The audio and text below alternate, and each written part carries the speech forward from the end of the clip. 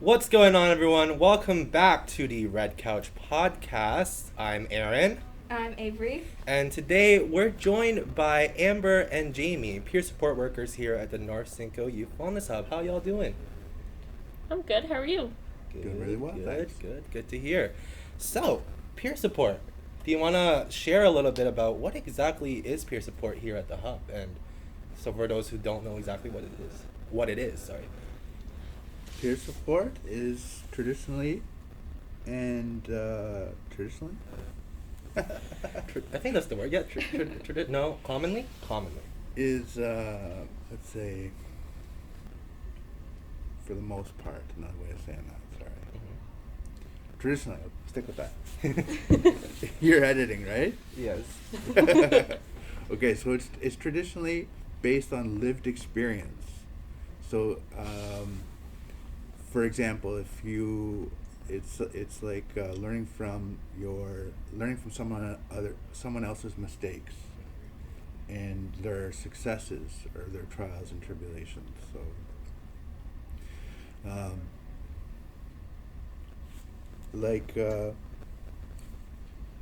for instance. So a peer support worker is someone with lived experience who can help those with similar experiences kind of work through those challenges? Is that kind of the gist of, like, what a peer support worker, or one of the qualifications for a peer support worker?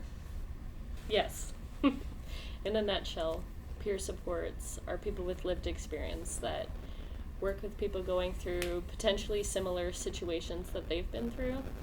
And from a place of experience, we can offer hope and support in helping that person navigate whatever they're going through, whether that's just being an ear to listen or helping them get further supports. We, as a peer support worker, it could kind of look like many things, so, yeah.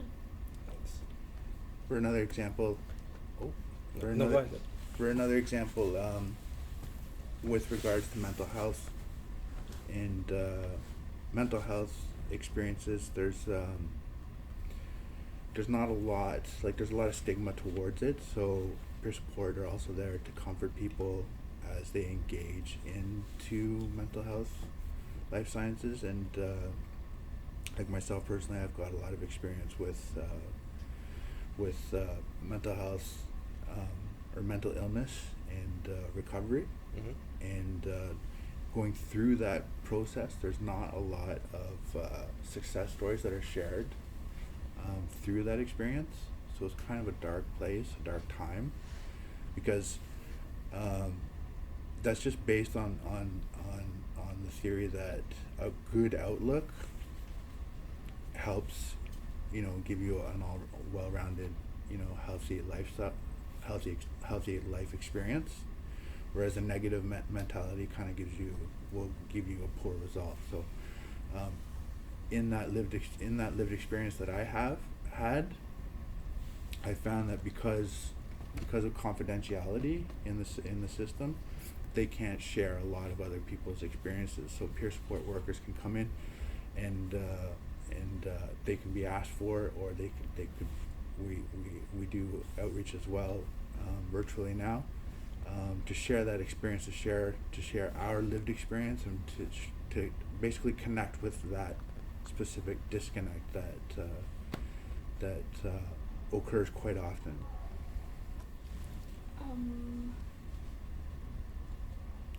I blanked on my question. You can ask one. Okay. I was just gonna say, so it sounds like that peer support workers are essentially like guides for people who are going through similar experiences, and as you said, like y'all have your own lived experiences. Do you mind sharing some of those? And for those who are listening, that way they can say, oh, I kind of went something through similar to that. Maybe I can call peer support at the Hub and get some help there. If I'm going to be honest, as a peer support worker, you have to be very specific on when and why you're going to share what you've been through. Mm-hmm. That's something that you're not going to put into every conversation, it's something that I'm not sure. I'm more than happy to share, you know, Cole's Note version, but Yeah, go for it then. I just don't think it's always appropriate to put that out there, you know, as a peer support worker. Like as a time, like it's time and place, and then also just like what Jamie was talking about, like that confidentiality, eh? Yeah. Yeah, That's I a see. huge piece. Yeah. Confidentiality is a high standard for peer support workers. Of course, unless someone poses a threat to themselves or to us or anyone else, then it's a very positive experience. It's all about connecting and also sometimes just spending time with people and making the connections on what does that look like. Connections can be with regards to, you know, I'm an Indigenous French first language youth ally or adult youth ally peer support worker that can connect with identity crisis and with youth and what that experience is like, and those are very tough issues. They can go deeply. They can go deep in the conversation, but essentially, the service is there every day of the week, and we can help, as you said, guide, but we can also help navigate people to services that are available in the hub, which is really important because there's not just us here, but we are an excellent introduction into the services that are available here at the hub. And what's wonderful about this hub is that it also has partnerships in the community, and so again, as peer support workers before the hub, we would help people navigate the community and resources that the community has to offer, and the hub continues to do that, but has brought a lot here for youth that might need more than just a little bit of peer support. So you guys talked about like giving hope to like youth who are going through things. What's the like importance of like having hope for these kids, because they might not have it at that point? How do you like show them that like the hope is there? Or how do you instill hope? Yeah. That's what I was getting at. Depending on the situation, sometimes that's where lived experience can come in. You know, letting a youth know that, hey, I've been through the same thing as you and look where I am now. You know, it can get better, whether it feels like it will or won't. I know that when I was unwell, I really could have used a peer support, someone that had been in my position, that had been through it, you know, to show me that it's possible to get past this. Because when, you know, you have a mental illness, or whether you don't and you're just struggling, it can really feel like you're alone and going to be like that forever. But it's actually not the case. So I think that's my biggest way that I like to instill hope in people, from a place of experience, and letting them know that, you know, they have the strength and the supports to get through this, and that's what we're here for, is to help them navigate through that. How about you, Jamie? Same thing when trying to give hope to other youth here in the area? Yeah, well, there's all kinds of levels, right? There's individuals that are kind of that are self-isolating perhaps from everybody else. There's people that are struggling just to do well day to day. There's people that are struggling to do excellent things, right? But we're able to connect with virtually anyone about whatever they want to talk about. Like, we're here to listen. That's a big big part of peer support is to listen, so that we can pick up on and pick up on and support the concerns of our peer, and that's the word that I want to work with, is that no matter how successful we are, we're never placing ourselves on a different plane. Like, we're a peer, and that's the connection. Is as far as there's always hope, right? So based on the same theory that Amber says, that presenting yourself as look, here I am, that's a winning formula. That's something that someone can pick up on right away, and can help continue the conversation, which is key. Communication is everything when it comes to growing, when it comes to learning, when it comes to healing, essentially, and when it comes to recovering as well. Recovering can be a long process, and for somebody that might be in a dark place without hope, we're here, like we said, every day of the week, of the business week, and sometimes, to hear someone say a positive outlook will lead to a positive lifestyle, but that's something that needs to be practiced on a daily basis before it leads you to a better place. And those are some things that we understand and are here to support people with, to help them stay positive, with hope. Because hope is a powerful thing, and it's always there. It's just sometimes we forget that it's there. It's well said, Jamie. Mm-hmm. So, and it's really cool to hear that, like, how important communication is when it comes to someone's journey through, getting better and all that stuff. So, with that being said, how can the youth in our area connect with you to access peer support services? Like, I know for the Hubline, but are there other ways, that specific days and times? Yeah. By calling or texting the Hubline, you can either book an appointment for us to just check in, see how you're doing, see if there's any further supports that you need. If you'd like to be checked in on regularly, that's one of our new programs called Peer to Ear.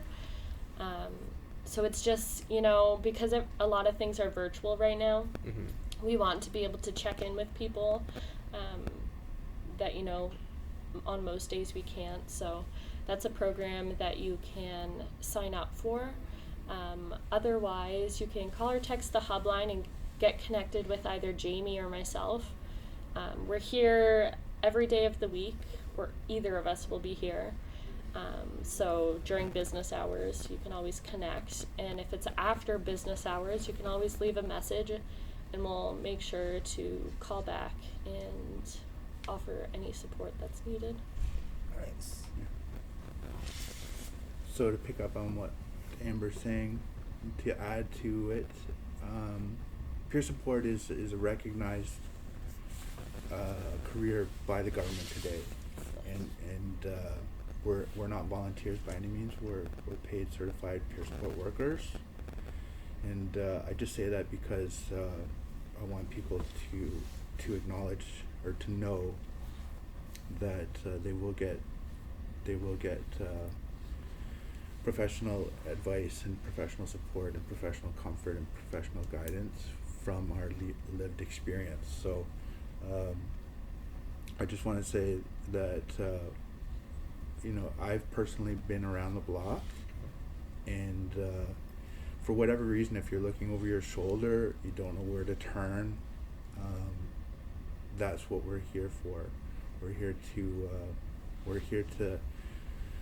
to help you make that one step that of course leads to a journey that we have walked, and no one would have set foot on the moon without a lot of technical support, a lot of experience, a team, and that's what the hub has to offer here is a team of professional, concerned, and committed people towards picking up and connecting on the youth's concerns, whatever they may be.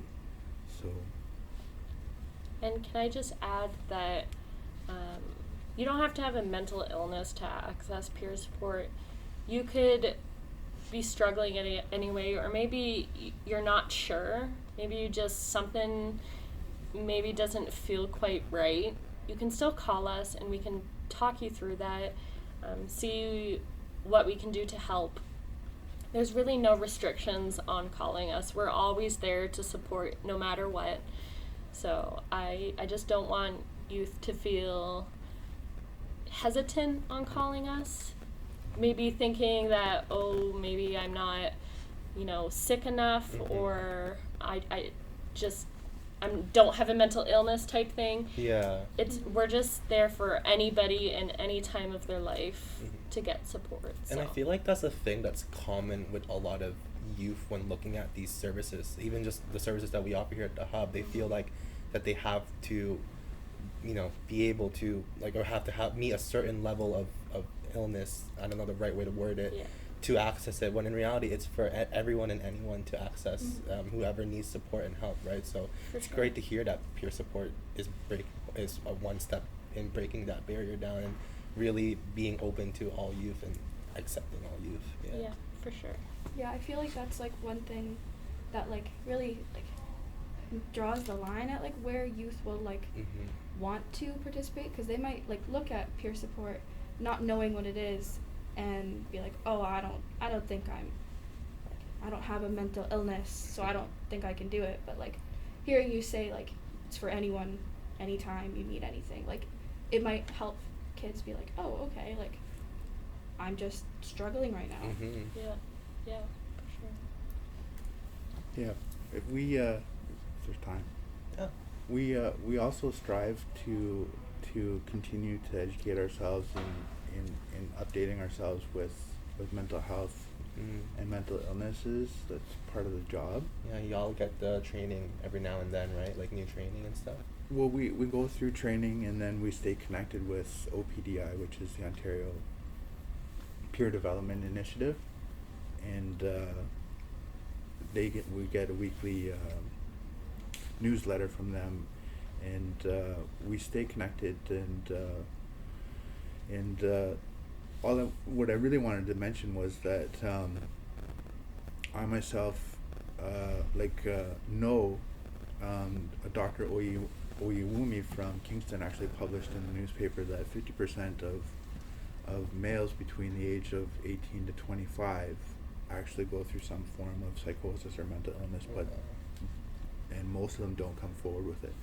I just want to put out not my story or my lived experience, but the fact that I am comfortable with myself in my skin and my experience within the institution, and everybody that I've met, and I'm not ashamed of my illness or my recovery or the institution or the stigma. I'm very comfortable with it and willing to work with and encourage anyone that seeks to make that step. We've made that journey of 1,000 steps. So when somebody makes that first step forward by making a call, I really want to sort of push that call, that first step. We can take those 10 steps back or forward to meet that person where they are, and say and know the pathways, and just open doors so that people can walk through them should they choose to. Mm-hmm. And it's interesting that you say that the article said it was 18 to 25 they're more likely, and because I was thinking 18 to 25 males, right, is what That's you said, right. because you said that some there was a whole that you mentioned the word shame, And like I've noticed, at least just from my own personal experiences, that guys tend to not think about their mental health or just brush it off completely, even though they should, like, you know, it would benefit them to seek support. Like, do y'all find that too? Like, guys tend to, well, obviously everyone struggles with mental health, but guys tend to not reach out as much compared to looking at girls. Am I wrong on that? Like, or is that, have y'all noticed anything like that? I think there's like the whole like stereotype of like manly men, manly men, me no and feelings they kind can't of thing. express yeah. their feelings, and I think that's part of the reason they probably don't come forward about it. Yeah, I think there might be a fear as well, because mental health, life sciences, I'm going to stick my neck out a little bit and say that it's kind of coming out of the dark ages, and not to look back on that, but just to acknowledge it and to acknowledge how far we've come and how fast things are moving forward. Science is picking up. Modern science today is picking up on excellent medications, and newer medications are coming that have less side effects and the same benefits. And there's new science that talks about neuroplasticity and the ability for the brain to heal and to adapt and to create new habits. Those are all things that can be talked about, but it's more or less befriending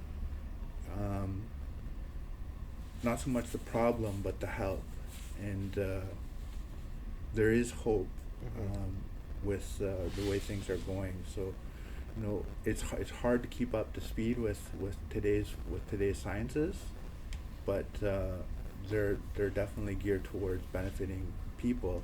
And I noticed that there's been a lot in the past, 5 years, driven towards youth mental health.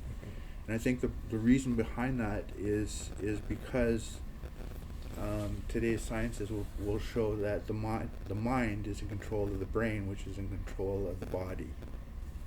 So when we factor that into our daily life, and we're careful about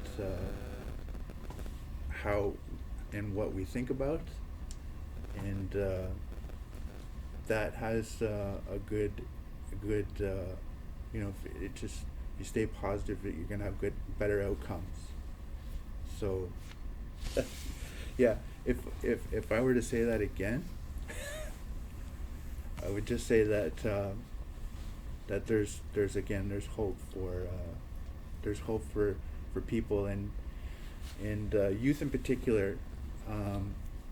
It's important to catch these things. Like, it's never a bad time to access mental health, life science services. It's never bad to, when you wake up in the morning, you check the mirror and you fix yourself. And in the same way, it's never a bad idea to have your mind checked as well. Yeah. Well, it's great to know that peer support it exists, and that it's here available here at the hub, especially now during COVID, right? Like, youth aren't able to go out as much, so they're not interacting as much socially, not as many people to talk to. So by having someone like y'all to chat with here at the hub to talk about those kind of things, like really, really, really great, beneficial, especially during this time. Yeah. So speaking of COVID, y'all hear that apparently there's a vaccine now? Yeah, I heard about that.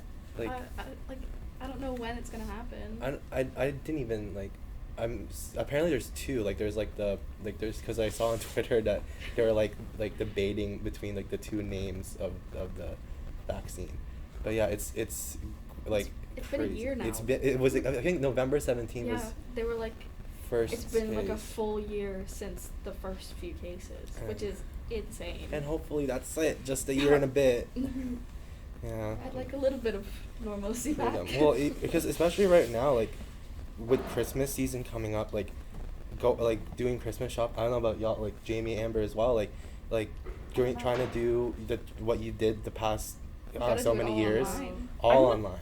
I'm actually struggling a lot this year with Christmas shopping because for certain people, I can't just go on a website and search something up and know what I'm looking for. Like, sometimes you do, but sometimes you just need to go into a store, walk around, be like, that's it, that's a good one.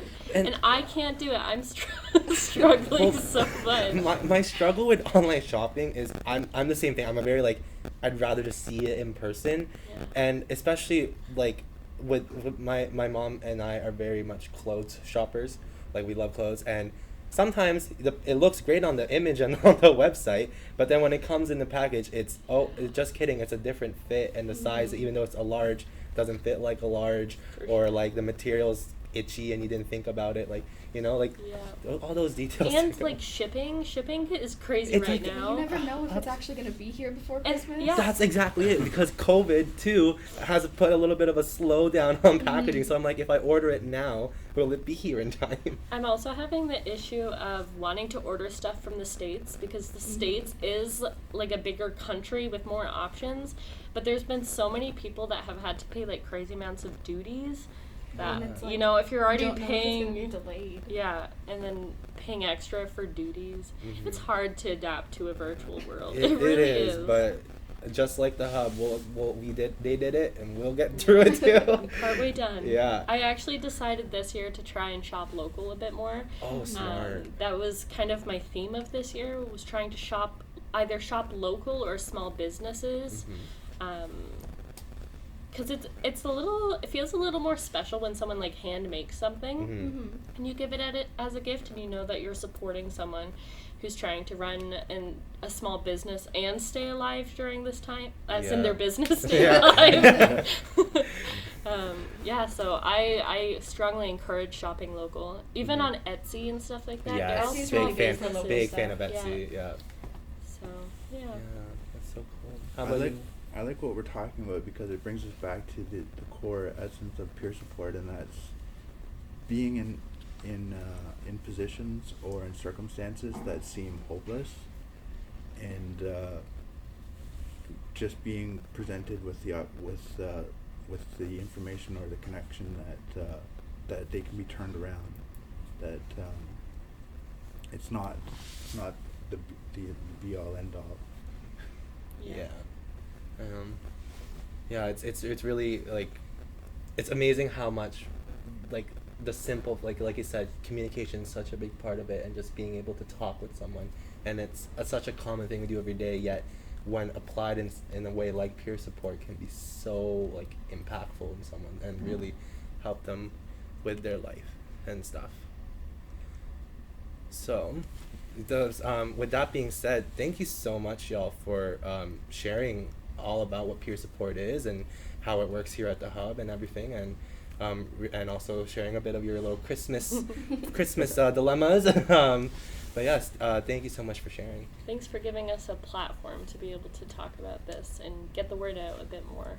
Of course. It's a very, very important thing. So, like Amber and Jamie said, for our listeners out there, if you want to connect to our peer support services here, you can call the hub line at Monday to Friday, 705-427-5639, and you can chat with Amber and Jamie here.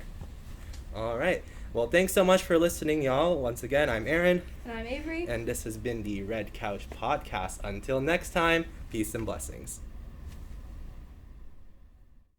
Hey.